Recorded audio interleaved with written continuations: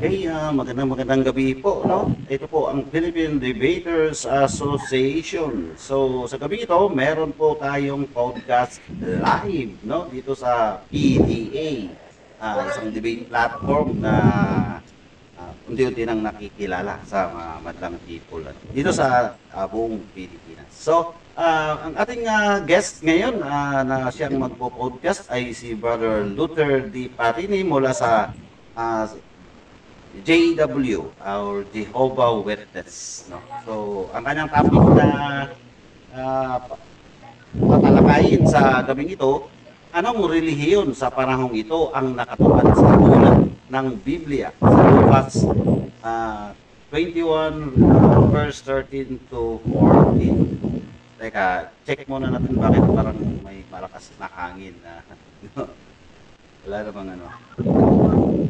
Okay, so yun po, no, ang ating magpo-podcast, ating guest speaker is si Brother Luther D. Parini mula sa Jehovah Witness. Uulitin natin ang topic, anong relihiyon sa panahon ito ang nakatupad sa hula ng Biblia sa Lucas 21 verse 13 to 14. Brother Luther, meron ka bang electric fan dyan? Wala po. Wala po. Okay. So, merong hangin na akong okay, wala na yata. Yeah. Okay. Ay, si noise cancellation. Noise cancellation. Okay, so tuloy tayo, no? So, ito yung first podcast ni Luther D. Parini. So, bago ang pag-uumpisa nating podcast, bibigyan na muna natin ng mga ilang pananalita si Brother Luther bago tayo magsimula. Brother Luther? Magandang gabi sa iyo, Bro Gerald. Nagpapasalamat ako at pinagbigyan mo ang aking hiling na makapagpahayag ng isang paksa ngayong gabi. Nagpapasalamat ako sa lahat ng bumubuo ng Philippine Debaters Association at sa mga gusto manonood at makikinig. Magandang gabi sa inyong lahat. Okay, so meron mga static yata na narinig. Okay, tuloy tayo, no, sa podcast ito sa topic na tatalakayin ni Brother Luther D. Parini, anong relihiyon sa panahong ito ang nakatupad sa hula ng Biblia sa Lucas 21 verse 13 at 14. So pakinggan po natin si Brother Luther kung ano yung tatalakayin niya sa gabing ito sa kanyang podcast for 1 hour. Ang mga viewers natin, pwede pong magtanong, i-type nyo lang sa chat box at babasahin ng moderator at pwedeng sagutin ni Brother Luther. Kung may papasok man sa room, after magpahayag ni Brother Luther, ay pwede rin po kayong magtanong kung gusto ni Brother Luther na sagutin ang inyong mga tanong. So, Brother Luther, start po tayo sa 1 hour. Bahala ka nang maghati-hati sa 1 hour kung anong gagawin mo. Okay, Brother Luther? Maraming salamat. Layunin ng pagpapahayag kong ito ay upang talakayin ng isang paksa, no? Ito yung sino o anong relihiyon ang nakatupad. Ang tunay na nakatupad sa Lucas 21, 13 hanggang 15. Yun ang key text natin. Walang ibang relihiyon ang mas papamilyar sa mga talata na ito, kundi ang relihiyong nagmula dito sa Pilipinas na tinatawag na MCGI o kaya ay Members of God International. ilagay din sila sa pangalang dating daan. Okay.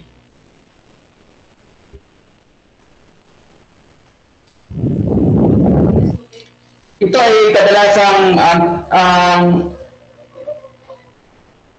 mga talatang ito ay kadalasang ginagamit ng dating daan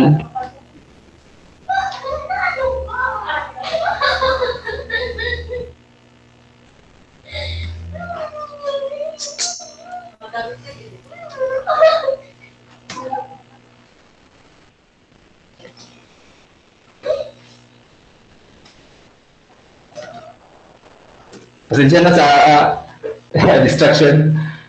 Mga talatang ito ay kadalasan ginagamit ng relihiyong dating daan kapag mag-uumpisa yung programa nila na itanong mo kay Soriano, at kapag mag-uumpisa na yung debate ni Mr. Soriano. Oo, kaya naman nakikilala sila sa talatang ito. Ano ang talatang ito? Babasahin natin. Babasahin ko. Lucas 21 verses 13 to 15. Sa version ng ang dating Biblia, ang sabi nito, ito'y magiging patutuo sa inyo. Pagtibayin na ninyo ang inyong puso, na huwag mo nang isipin kung paano ang inyong isasagot. Sapagkat bibigyan ko yan ng isang bibig at karunungan na hindi mangyayaring masalangsang o matutulan man ng lahat ninyong mga kaalit. Okay, yun ang laman ng talata.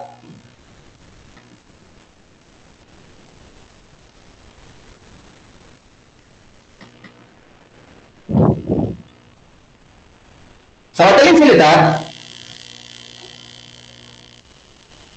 kiniklaim ng MCGI o dating daan na sila ang katuparan ng Lucas 21:13 hanggang 15. Oo. At ayon sa ipinapakita ng kung paano nila ito ginamit, ang magaling na pagsagot ni Mr. Soriano sa mga programa niya na impromptu. So yung pagsagot niya ay impromptu. Ibig sabihin, on the spot, sasagutin niya yung mga tanong. At yung phrase na isang bibig at karunungan na hindi mangyayaring masalangsang o matutulan ay tumutukoy direkta kay Mr. Soriano. O si Mr. Soriano daw ang isang bibig na hindi karunungan na hindi mangyayaring masalangsang o matutulan. Ang phrase na ito na inaamin ni Mr. Soriano ay dahil sa siya ay walang talo sa debate. Oo. Wala siyang talo sa debate. Kaya siya ang bibig na hindi nangyaring masalangsang o matutulan. At mas magaling siya kaysa ibang mga nangangaral sa panahon ngayon. At kaya niyang sagutin yung mga tanong na impromptu. Oo. Yun ang punto ng ating tatalakayin ngayon. Sasagutin natin ang mga tanong na ang pag-aangkin ba ito ng MCGI ay totoo. Oo. Yung bang konteksto ng Lucas 21:13 hanggang 15 ay talagang nangangahulugang Bible debates ang ibig sabihin ng talatang ito na tumutukoy kay Mr. Soriano. At kung gayon, si Mr. Soriano ba ay hindi nagsasanay bago sumagot sa mga tanong. At ang panghuli ay, si Mr. Soriano ba ang totoong katuparan ng phrase na isang bibig at karunungan na hindi mangyayaring masalansan o matutulan sa pamamagitan ng pagpanalo sa lahat ng kanyang mga debate. Yun ang ating tatalakayin. Bago ang lahat, yung pinakahuli mo ng tanong ang una nating tatalakayin. Si Mr. Soriano ba ay tama na dapat ba sa kanya yung ilustrasyon na isang bibig at karunungan na hindi mangyayaring masalansan o matutulan sa pamamagitan ng pagpanalo sa lahat ng mga debates?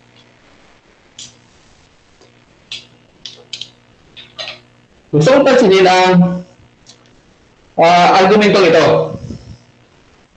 Dahil ang Biblia ay isang aklat na binabasa ng buong mundo, kaya kailangan din patunayan ito ni Mr. Soriano dapat sa buong mundo rin. Hindi lang dito sa Pilipinas. Nangangahulugan yan na kailangan niyang talunin ang lahat ng debater sa buong mundo. Para maangkin niya yung talata na yun, hindi yung dito lang sa Pilipinas. Kailangan talunin niya yung mga debater sa buong mundo. Ang tanong, nagawa kaya ito ni Mr. Soriano? Yan ay isang bagay na imposible. Bakit?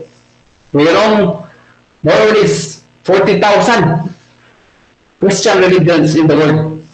Isipin mo yan? 40,000 na denomination ng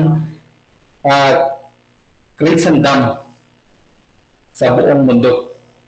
At sigurado tayo na hindi nagawa ni Mr. Soriano na makipag-debate sa lahat ng mayan. Yung makikita natin sa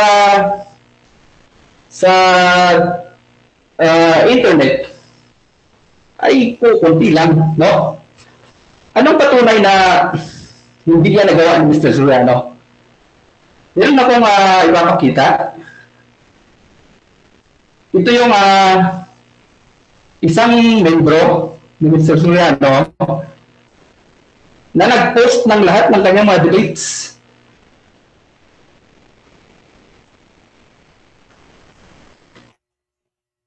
Ipinost niya sa Facebook ang lahat ng debate ni Mr. Soriano. Kung nakikita nyo, ito yung mga link ng mga debate ni Mr. Soriano. At kung bibilangin mo ito lahat, binilang ko ito ay 95 lang. 95 na debate, Mr. Soriano. Pero may ang nakalagay dito, marami pang wala dyan. Ibig sabihin, hindi lang ito yung mga debate ni Mr. Soriano. Ang kailangan kunin ni Mr. Soriano na number ay more than 40,000. Okay, talunin niyo yun. Bakit kung sakaling may hindi siya na candidate doon at marinig niya na sinabi sa akin ni Mr. Soriano na siya yung katuparan ng Lucas 21:13 hanggang 15, sasabihin nun na hindi totoo yan sa akin. Bakit hindi nakakadebate yan? Di ba? Ganun ang punto ko doon. Kailangan tanongin ni Mr. Soriano ang lahat ng religion sa mundo na Kristiyano bago siya makapag-claim nito. Ang kaso, 95 lang itong nandito. Ipagpalagay natin na dagdagan natin ng 1,000 pa o kahit 2,000 pa, hindi umabot ng 10% ang number ng nakadebate ni Mr. Soriano na kailangan niyang matalo sa debate. Kaya hindi siya aakma dito sa phrase na isang bibig na hindi kayang tutulan. Hindi siya aakma doon. Bakit? Napakaraming hindi pa niya nakalaban sa buong mundo. Ngayon, maging makonsidera naman tayo, dito na lang sa Pilipinas. Oo. Pagpalagay natin dito sa Pilipinas, aakma ba si Soriano sa claim niya na siya ang isang bilig at karunungan na hindi mangyaring masalansang o matutulan sa pagpanalo sa lahat ng debate dito sa Pilipinas at pagpanalo sa muli ay mayroong bahid ng pagdududa. Bakit? Masasatisfy lang niya tayo kung mayroong itong mga nakalaban niya na hindi lumabas yung hindi na-publish yung video. O, bakit may mga nakalaban siya na hindi na-publish yung video? O, anong dahilan? Bakit hindi niya na-publish? O, kasi, kung balikan natin yung itong reference dito sa pinakadulo, kung napansin nyo, meron ditong addition. Alexander Ayers, Jehovah's Witnesses. Oo. At kapag click natin itong link na ito ang lalabas. Pag click natin yung link na ito ang lalabas. This content isn't available right now. Kaya hindi natin mapapanood yun. Yung debate niya na yun kay Alexander Ayers ng Jehovah's Witnesses. At ayon doon sa mga nakausap ko na nakakita ng debate na ito, ay napahiya talaga siya dito. Kaya may katwiran, hindi niya ito i-publish. Bakit? Napahiya daw siya dito Napahiya siya sa debate na ito. Talagang nilulun siya, bago nga sa termino. At kung makita yun ng mga tao, ay wala maniniwala sa kanya na undefeated siya sa debate. Ngayon, ano pa? Meron pa bang ganong pangyayari? Meron pa? Sino? Ito naman ay yung debate niya sa dating saksi ni Jehovah na si Ronald Ubidos. Ito yung debate niya sa dating saksi ni Jehovah na si Ronald Ubidos.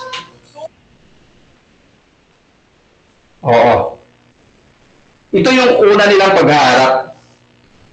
Babasahin ko yung caption kasi ang nag-publish nito ay si Ronald Ubidos. Babasahin ko. Sabi dito, 2 bisis po kami nag-debate ni Iling Soriano noong 1992 sa Bulacan. Ako ay JW pa noon. Ito ang unang paghaharap namin. Ang talagang magkalaban din ay ang isang kabataang JW at si Dulce Malyari na manggagawa ni Soriano. Dahil umatras yung GW, ako ang ipinalit. Hindi pumayag si Dulce. Kaya lumabas ang bahay si Iling Soriano, kaya naganap ang debating ito na ang paksa ay kung ano pa bang ito ay manilipol. Sila ang may kopya ng debating ito at nag-upload. Hindi ko alam kung bakit hindi nila i-upload ang kompletong debate. Ang pangalang paghaharap namin Soriano ay makalipas lamang ng 1 linggo. Same venue at year. Hindi natapos ang debating ito hanggang pangalawang tayo po. Pangalawang tayo lang. Dahil natikon si Soriano sa aking mga sagot, sa tanong niya may layuning makaipit. Sinugod na ako at muntik ng paluin ng stand ng microphone. Kaya itinigil na ang debate. May dumating na din mga polis dahil nagbawala na si Iling Soriano. Tumaraya lang nila kung bakit hindi nila ito ipinalabas sa kanilang TV program. Kahit video clip lang tulad ng unang debate, ay hindi sila nagpalbat dahil alam nilang mapapahiya lamang sila. Sa ngayon ay dinidinay ng mga EDD na nagkaroon kami ng pangalawang delay. Maring ito ay sa utos na din ni Soriano dahil laking pahiya niya dito. Kaya kung sakali po na sino man na makapanood ng video na ito o mayroong kopya ay maaari lang po sana magpag-ugnaya sa akin at bibigyan ko ng reward. Kaya natalo din siya ni Ubidos. Kaya hindi siya undefeated. Si Mr. Soriano, hindi siya undefeated. Natalo siya ni Alexander Ayers na isang saksi ni Jehovah. Natalo din siya ni Ubidos na dating saksi ni Jehovah. Kaya lang may problema sa mga copy ng video. Bakit? Kasi itinago. Ay, di natin alam kung talagang itinago o baka na kaligtaan lang, no? Pero, mayroong pangatlo na tumalo sa kanya. Ito si Alfred Ayers, isa pa rin saksi ni Jehovah. Tinalo siya at mayroon ngayon sa YouTube. Kaya lang sa YouTube, i-edit nila eh. I-edit nila yung sa YouTube. Pero, makikita natin, meron ditong original, makikita natin na talong-talo talaga dito si Soriano sa debate na ito. Kay Alfred Ayers. Talong-talo siya dito. Kaya hindi totoo yung undefeated siya sa debate. Kaya hindi sasakto, hindi aakma sa kanya yung claim niya na siya yung bibig, no? Na hindi mangyaring masalansang o matutulan. Bakit? May tumalo sa kanya eh. May tumalo sa kanya. Puro mga saksi ni Jehovah ang tumalo sa kanya. Yan ang katunayan na hindi para kay Mr. Soriano ang talata na ito. Lucas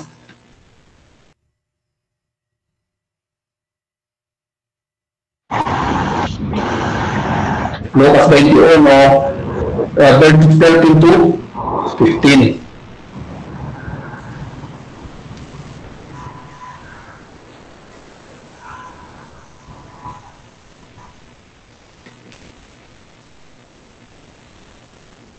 Ngayon, dahil patay na si Mr. Soriano, napatunayan natin na hindi siya yung isang bibig at karunungan na hindi mangyaring masalansang o matutulan. Bakit? May talo siya eh.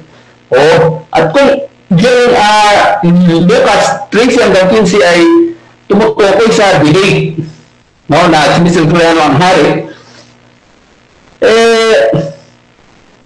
mawawalan sa isa yung patahulugan na ito ng mga MCGI. Bakit? Kasi may talo si Mr. Soriano eh. May talo siya sa debate. Kaya hindi siya yung isang bibig na hindi masalansang, mangyaring masalansang o matutulan. Paano ngayon patay na siya? Mas lalo naman. Totoo lang ba ito nang buhay pa siya? Dapat totoo ito hanggang ngayon. Kung totoo ang reunion sila, dapat totoo ito hanggang ngayon. Ang problema, yung pumalit sa kanya ay ayaw sa bibig.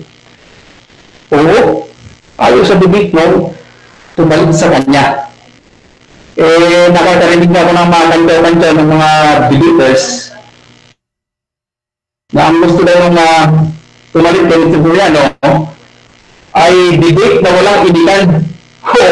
Debate na walang inilan. Ayun, maganda yun. Peaceful yun eh. Kaya ma-invalidate lahat ng claim ng MCGI dito.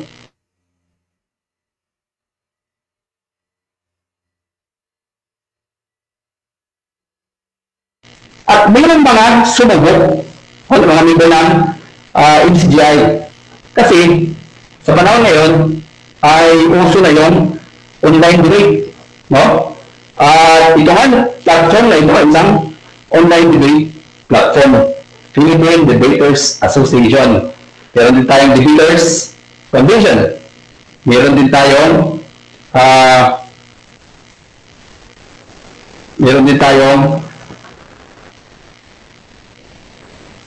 Braylon. At saka, meron din tayong Russia TV. Yun ang mga online debating platform ngayon sa panahon ngayon. At sumubok yung mga ilang MCGI at pinagtatalo lang sila doon sa mga debating platform. Pinagtatalo lang yung mga MCGI na sumubok. At ilan sa mga tumalo doon ay mga Jehovah's Witness pa rin. O sila Prince Jumong, sila Edwin Corpus, tinalo lang sila yung mga MCGI. Kaya walang saksing sa Mr. Soriano doon sa sinasabi na bibigyan sila ng isang bilhin na hindi mangyari masalansang o matutulan. Kaya napatunayan natin sa galing ito na hindi si Mr.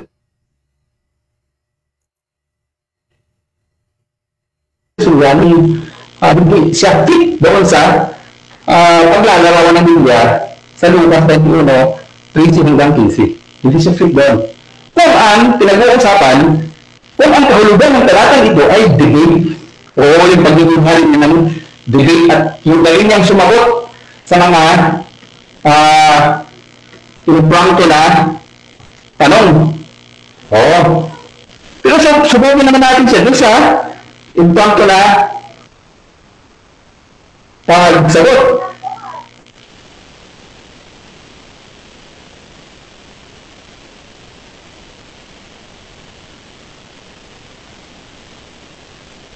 Magaling ba? Talaga bang impromptu yun? Meron sana ako na ipapakita sa inyo. Ito ay nagpapakita na yun palang tanong kay Mr. Soriano, alam na niya. Bago pa man siya tanongin doon, impromptu, alam na niya yung itatanong sa kanya. Nandito sa, hindi lang ma-open eh. Hello, Brother Gerald.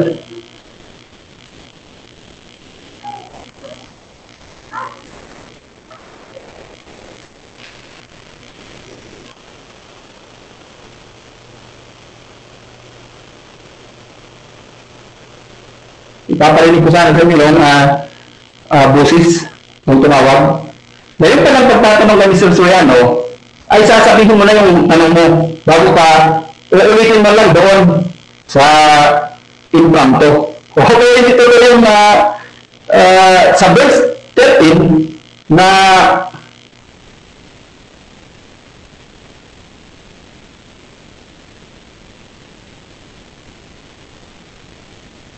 hindi totoo na hindi na siya magsasanay. Kasi sa verse 13 ito ay 14, huwag niyo lang isipin kung anong isasagot. Hindi. Bibigyan kayo ng isang bilin na hindi mangyaring masalansang o matutulan. Pero hindi pa rin pala totoo yun. Yung, di ba, bilib na bilib yung mga tao. Kasi ang galing sumagot. At saka, memorize yung Bible. Yun ang mapakita na hindi ko may pakita hindi ko may-play. Hindi ko may-play yung video na yun.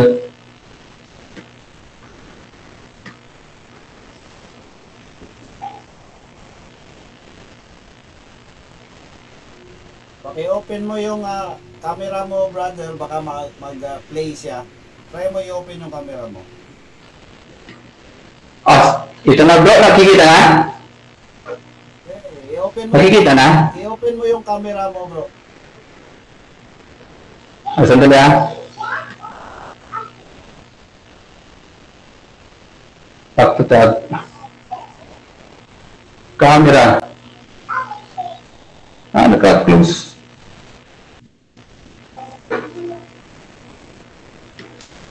Nag-i-stack yung ano ko eh.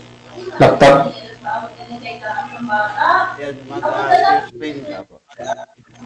Nakikita na bro? Nakikita na? Share screen mo, share screen. Okay, share screen ko. Touch sharing mo na.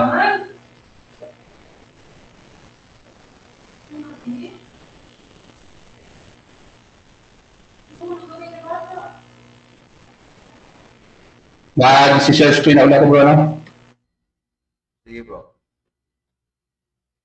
Check mo lang yung share screen mo. Sandali lang.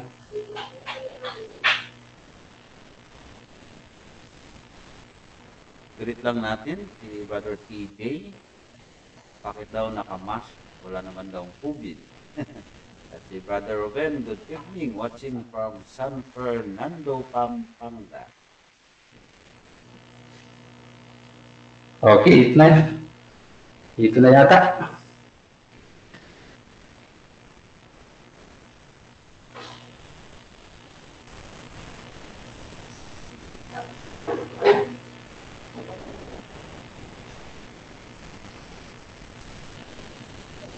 Sandali lang po, hintayin natin. Mas maganda talaga makita natin to.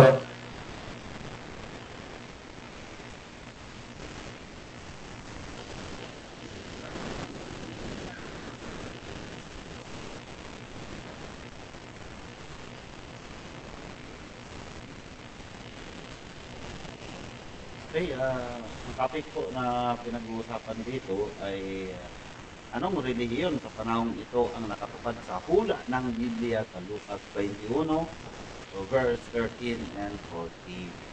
Ang ating speaker dito ay si Brother Luther D. Patrick.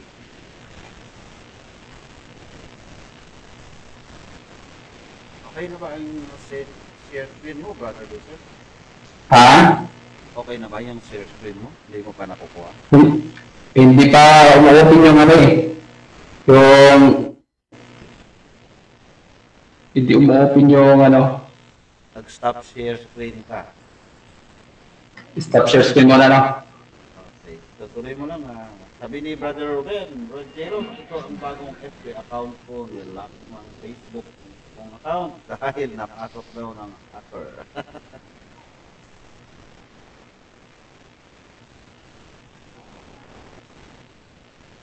Okay, i-play ko na lang mamaya bro. Sige, tuloy mo na lang. Tuloy ko na muna, Ngayon, itutuloy ko, mamaya ko na lang i-play yung video na yon. Ano ba talaga ang context ng Lucas 21, 13 hanggang 15? Nangangahulugan ba ito na sa mga panahon natin ay may lalabas na magaling makipagbigay at matatalo nila lahat tulad ng pagkakaintindi ng mga NCGI? Kung basahin natin yung verse 12, ay yung kabaliktaran ang kahulugan. Basahin natin verse 12, ang sabi, datapwat, bago mangyari ang lahat ng mga bagay na ito, ay buhulihin kayo at pag-uusigin kayo na kayo'y ibibigay sa mga sinagoga at sa mga bilangguan na kayo'y dadalhin sa harapan ng mga hari at mga gobernador dahil sa aking pangalan. Yun pala ang mangyayari doon. Kaya hindi nila kailangan maghanda ng isasagot doon sa mga gobernador, sa mga bilangguan, sapagkat bibigyan sila ng isang bibig na hindi masasalansang o matututulan. O nangangahulugan ba ito na debate? Hindi debate. O ito ay sa panahon na yung mga alagad ni Kristo sa panahon natin ay paghuhulihin ng mga authority. O dahil sa kanilang pananampalataya, pag-uusigin sila. Sino ba ito? Sino itong mga, anong relihiyon ito? Ha? Ano kayang relihiyon nito na pag-uusigin at iharap sa mga hukuman? Wala iba kundi ang mga saksi ni Jehovah. Oh. Bakit? Ipapakita ko yon. Papakita ko yung article mula sa share ko yung article mula sa Wikipedia.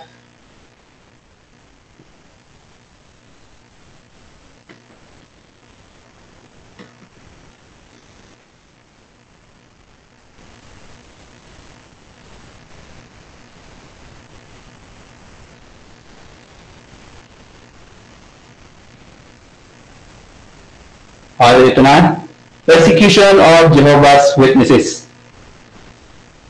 Kapag binasa mo ito lahat, makikita mo na halos sa lahat ng bansa ay ka-experience ng persecution ng mga saksi ni Jehovah.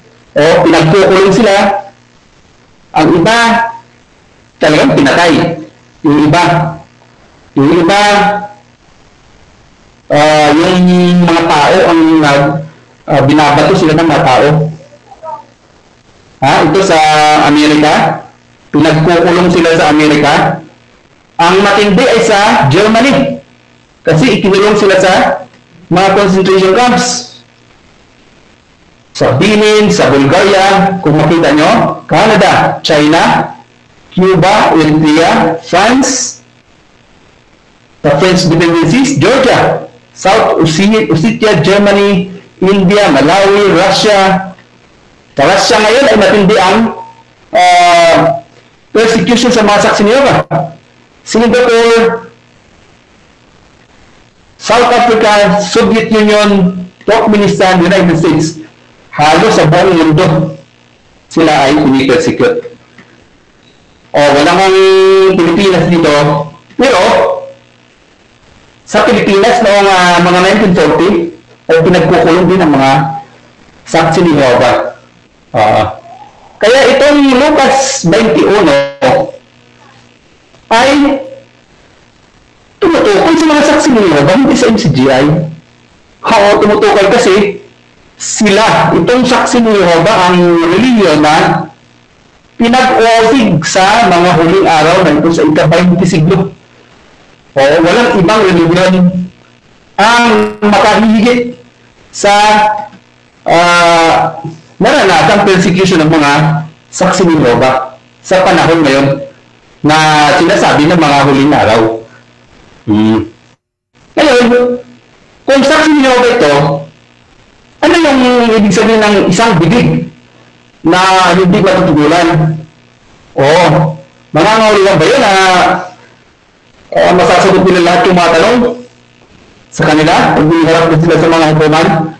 Meron talaga akong isi-share na isang patunay na halos sa lahat ng bansa sa mundo ay kumarap sila sa mga hukuman, ang mga saksi ni Jehovah. Isi-share ko rin.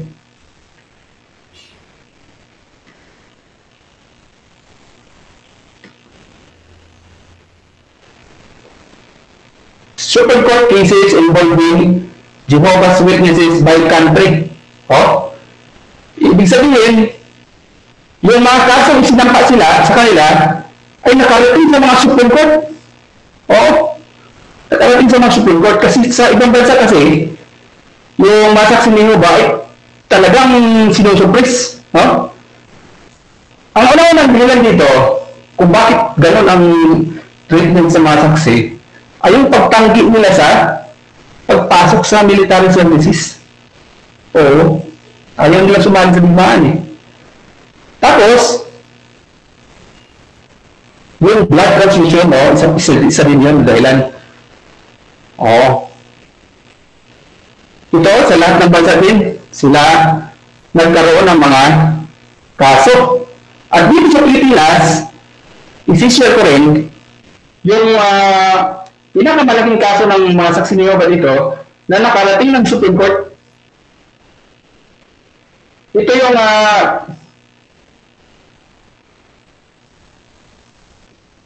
kinik out lahat ng saksi na kinik out yung lahat ng saksi na estudyante sa isang eskwela dito sa Cebu.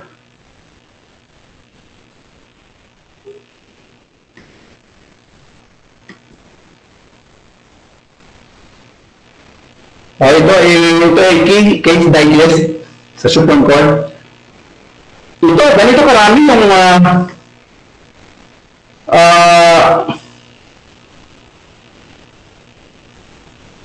complainant, ganito karami. Bakit click out ito lahat petitioners. Bakit? Kasi nakarating na kasi sa Supreme Court.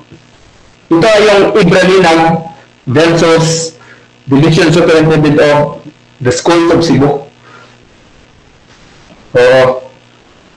Dito yan sa Pilipinas nangyari. At nakarating sila sa Supreme Court. Ganon din ang mga nangyari sa ibang bansa. Ganon din ang mga nangyari sa ibang bansa. Kaya yung case doon sa loob prison ng PC na bibigyan kayo ng isang bilig na hindi mangyaring matalangkang matutulan, ay totoo yun sa mga saksi ni Jehovah. Bakit? Napakaraming kaso ang pinanalo nila at sila ang naging dahilan ng religious tolerance sa buong mundo ang mga saksi ni Jehovah. Bakit? Kasi pag pinasikit sila, dumudulog sila sa mga human rights advocates at tinutulungan sila at pagtatanto na may katwid nila. Kaya sa bandang huli ay nananalo sila sa mga kaso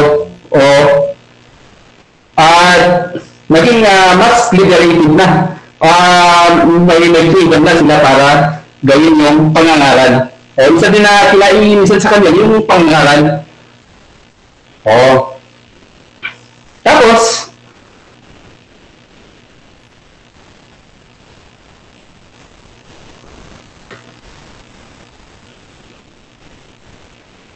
yung pinakamalaking victory ng mga saksi ni Jehovah na talagang patunay na sila itong sinabi na isang bilig at karunungan na hindi mangyayari masalang matutunan ay yung nangyari sa Germany. Bakit? Kasi ipinangako ni Hitler na bubulan niya yung mga saksi ni Jehovah. Sabi niya, I will exterminate this world. Sabi ni Hitler, bubulain daw niya sa Germany yung mga saksi ni Jehovah. Pero anong nangyari? Ang kabaliktaran nangyari, si Hitler ang nabura at ang Nazi. Nabura sila. Sila ang nawala sa Germany. Samantala ang mga saksi ay lalong dumami sa Germany. Kaya sila yung katuparan itong Lucas 21:13 hanggang 15. Hindi ang members of Church of God International. Hindi sila. Ngayon, kapag itong talata na ito ay inalis mo sa dating daan, ay mawawala sa isa ang kanilang reliyon. Mawawala sa isa ang kanilang reliyon. Bakit? Hindi na totoo ang kanilang reliyon. Kasi ito ay claim nila noon pa man na sila ito. Kaya,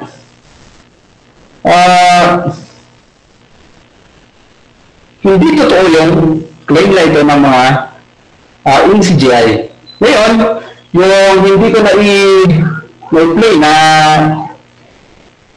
na video ay susubukan kong i-play ngayon. Susubukan kong i-play.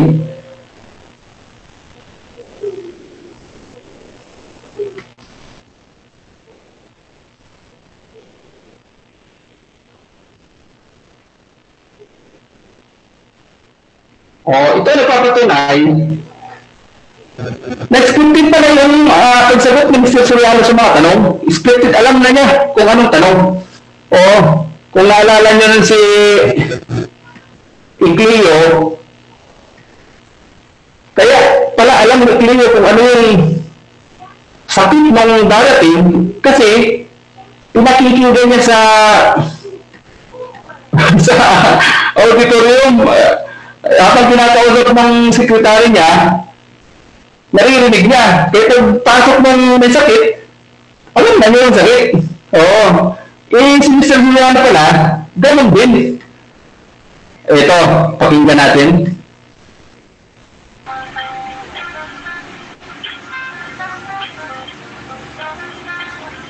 Hello po, magandang gabi po. SBI Call Center. Ano po ang service nila? Hello po, magandang gabi, sir. Opo. Apo, ako po yung kausap ninyo sa text. Kasi po ay nakausap ako nung nakaraang Sabado. Pwede raw po akong makapagtanong kay Brother Eli. Opo. Makapapasok po ba ako ngayon? Ano po, kuhanan ko po muna kayo ng info. Na-i-text ko na po. Na-i-text mo na po ba? Ito po, inaisan ko na po kanina po eh. Pero kung na-i-text nyo naman na po, okay na po siguro. Yun, wait nyo na lang po yung response. Naibigay ko na po yung pangalan ko po. Pangalan ko po, Alan Valenzuela. At tinatanong po kasi kung ano pangalan ng religion ko. Ayoko naman po nga gamitin yung pangalan ng Iglesia ni Cristo. Ang totoo po, ako ay natiwalag sa loob ng Iglesia ni Cristo. At ang location ko po, Tondo, Manila. Kuhanan ko na lang po muna kayo ng info. Ano pong info nila ulit? Ulitin ko po. Alan Valenzuela po pangalan ko po. Okay? Valenzuela. Yes po. Ano po apelido? Alan Valenzuela po. First name is Alan, then my last name is Valenzuela. Opo, ilan taon na po? 39 po. 39. Ano pong cellphone number po nila? 09? 0927-339-2629. Ang tanong niyo po ay? Ano po? Ay, sasabihin ko na po ba yung tanong ko po? Opo, pati po forward ko po ulit sa kanila para po update po sila. Hindi po kaya parang magiging scripted yan kasi ang paraan ng pagsagot ni Brother Eli, hindi po ba impromptu? Opo. Ganito na lang po. Sige po, papatawagan na lang. Kasi dito magiging scripted po. Sige po, sasabihin ko na po yung tanong ko. Okay po, ililista nyo po. Okay. Forward lang po namin dito para po, pag tinawagan kayo, alam din po nila yung Sige po, hintayin ko po yung tawag po sa akin. Tapos yung babanggitin kong tanong, yun din pong itatanong ko sa kanya mamaya. Ganon? Opo, ganon po. Sige po, ito po tanong ko po. Regarding po kasi doon sa yung doktrina niya tungkol doon sa mga bakla. Ang tanong ko po kasi, halimbawa si Mr. Eli Soriano, si Brother Eli Soriano po, bakla siya. Okay? Ang tanong ko po ngayon, kung si Mr. Eli Soriano po, nanatili pong bakla, pagdating po ba ng araw ng paghuhukom, makapapasok siya sa kaharian ng Diyos? Yun po tanong ko po. Sige po. Ano pangalan nila, sir? Ano pangalan nila? Agent lang po ito. Ano po pangalan nila, sir? Agent O1 po. Agent O1 ang pangalan nyo po? Opo, hindi po kami required na magbigay po ng name para po po. Hindi ba parang unfair? Tinanong nyo pangalan ko, tapos kayo tatanungin ko, kausap nyo ako, hindi nyo bibigay pangalan nyo. Hindi, okay lang po, sige kung ayaw nyo po. Okay. Pero tatawagan po ako ngayon para makapagtanong. Opo, ganun po. Kasi gusto ko po i-clarify kasi po lumilitaw sa mga members ninyo sa social media, nababasa ko po, na okay lang pong maging bakla tapos maliligtas na. Kaya gusto ko pong liwanagin na kapag halimbawa po yung isang bakla na natiling bakla, gaya halimbawa ni Eliseo Soriano, maliligtas po ba siya sa araw ng paghukom? Yun po tanong ko. Sige Maraming salamat, sir. God bless po. Sige po, salamat din po.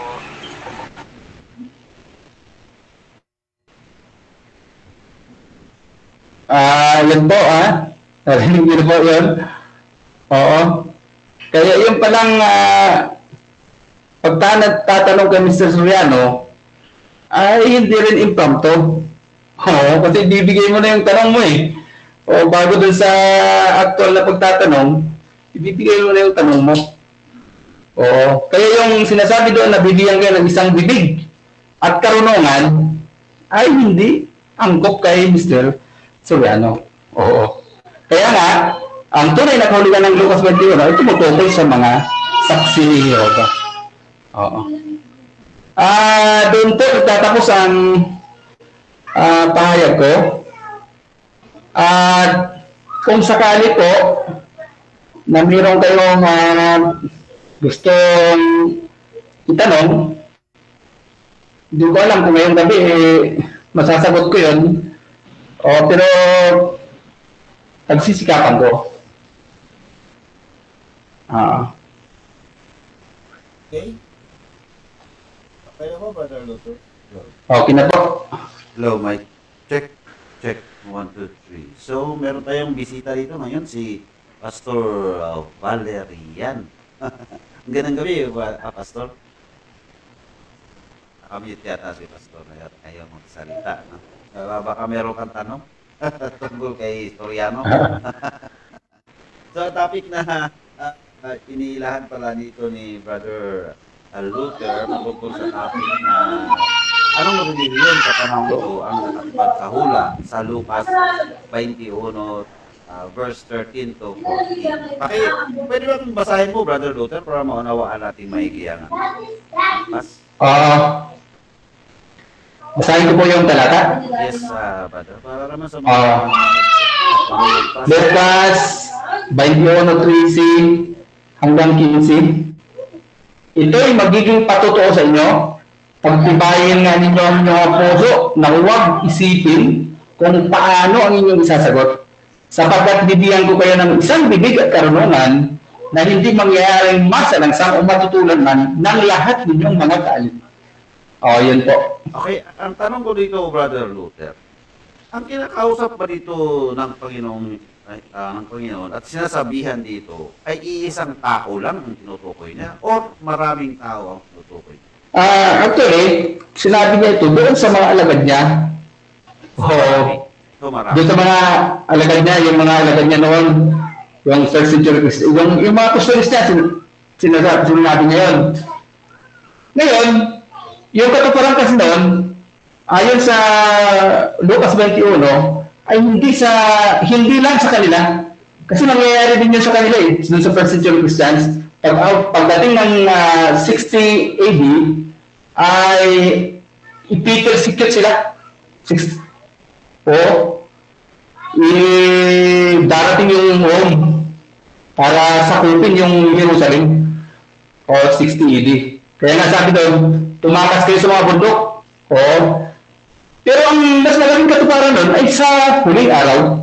Bakit? Sinabi kasi ni Jesus ang mga palatandaan ng pagbabalik niya.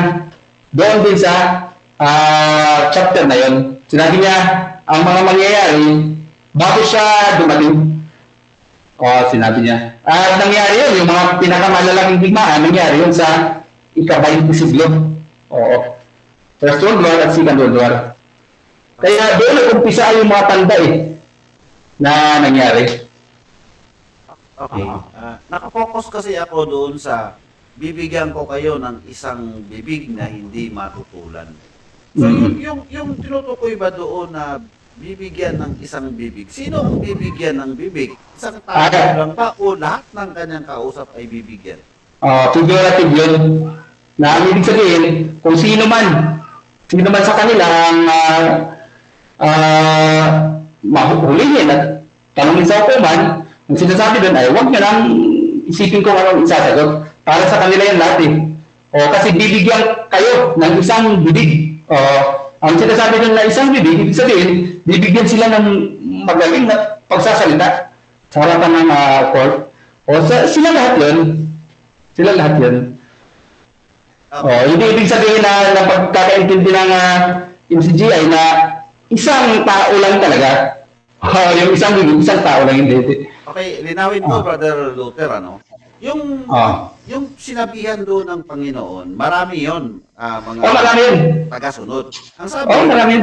kasi ang konteksto doon, dadalhin sila sa, ano tawag? Hukuman. Sa hukuman. Hindi dadalhin sa debate, tama ba hindi? Hindi dadalhin sa debate.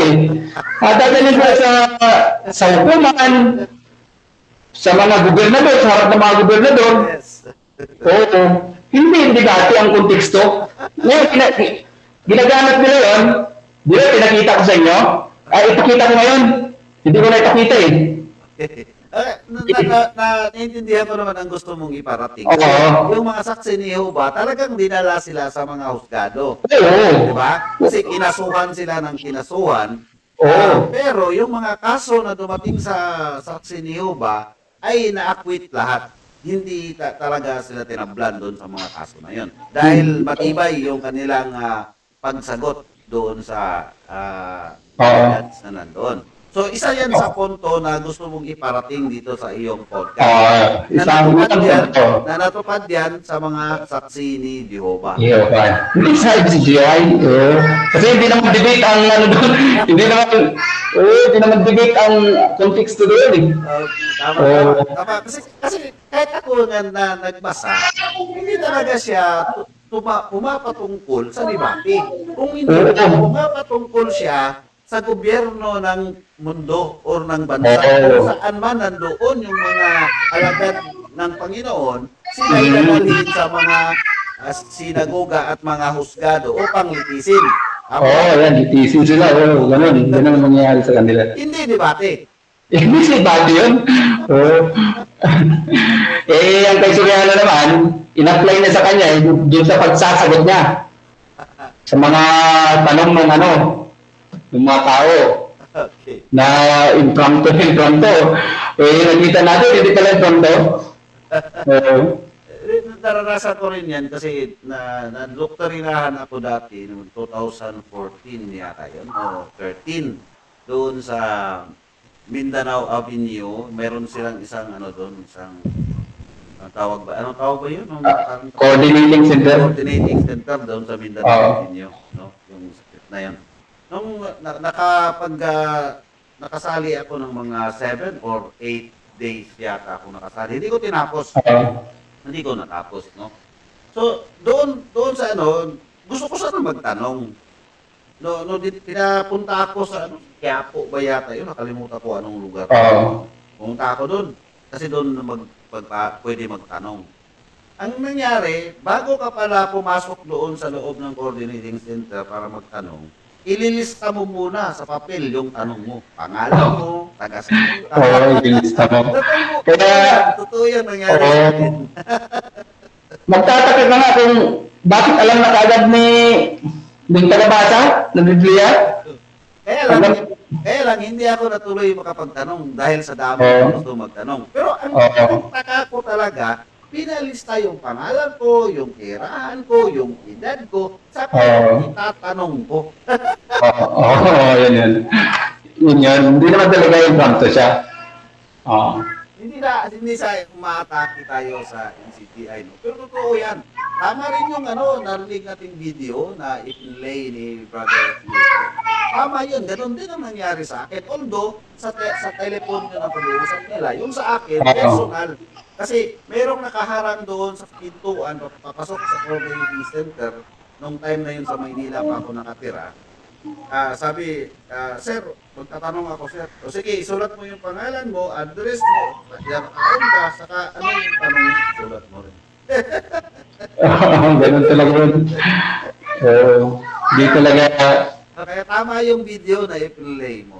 Totoo. Baka mayroong tanong si Brother Pastor Valerian. Ready ka ba, Pastor Valerian? What I mean, Pastor. Okay, baka gusto mong nagdagan pa ang sasabihin mo, Brother Luther? Kung ito naman bro naka-record sa Yes. Sa PDA. Yes, naka-record sa PDA. Naka-record ito. Naka 1 hour na tayo and 5 minutes. So, Kala ko, less than 1 hour eh. Hihingi ako bro ng copy. okay, sige. Sisend ko lang sa iyo, Brother Luther. So, i-end na natin. Magbigay ka muna ng mga ilang paralita para greetings or shout out, Brother Luther. Sa totoo lang, wala naman akong intention talaga na nakatawag pansin. Gusto ko lang iharap itong, kasi matagal na itong nakikita ko sa mga ACGI, dahil wala namang kumukontra. Walang kumukontra. Kaya, sinubukan kong dumulog sa'yo kung pwede akong makapahayag. Yun ang layunin ko. Salamat. Okay, yun po, no, si Brother Luther D. Parini mula sa Jehovah Witnesses. Meron tayong bisita, si Sister Michelle. Manisa. Ayaw eh. Okay, yun po, no, ang podcast live ni Brother Luther D. Parini mula sa Jehovah Witnesses. Batiin na natin ang mga nag-comment, si TJ Faith, si Robin Naval, si Mike James Antulan, at si Pastor Val, and si Sister Isyal. So, ang iba pa, no? Maraming salamat sa inyong panonood at pag-participate dito sa Philippine Debaters Association. So, dito po nagtatapos ang podcast sa gabi nito. Maraming salamat, Luzon, Visayas, and Mindanao. God bless, good night, and good evening. Salamat po. Salamat.